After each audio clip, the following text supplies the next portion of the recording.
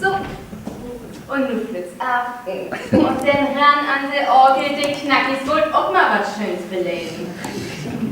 Kommst du bei nicht laut, aber du musst verlesen. Ich glaube, ja, selber von den Eten oder Konzerte. Ich glaube, ich kann. Herr Brüggemann sagt, Sie schon sich mal beirren. Ja. Das war Blöden Tiet sagt, hey. Danke, ja. Na? Wo seh ich gut? Es ist den freien Abend, ja? Ja, ich gehe in die Disco. Ah, ja.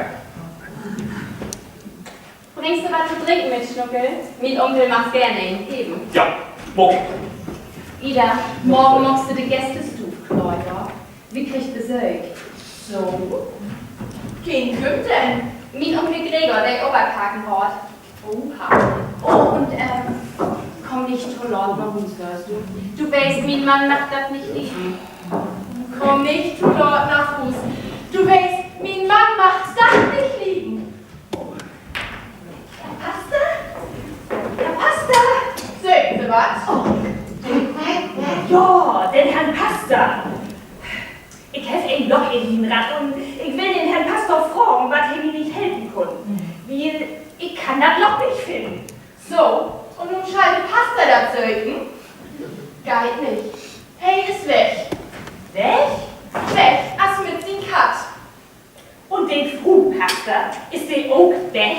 Nee, der ist hier. Und der kommt auf Klicks für der Doll. Dann geht wohl weiter. Ist wohl weiter. Juhu! Was wird das denn? Juhu! Ist von uns! Guten Tag! Da, Moin. Moin, moin! ist das ein Bekannter von Sadie da? Nee, noch nicht. Entschuldigen Sie, sind Sie der Pastor? Nee, das bin ich nicht.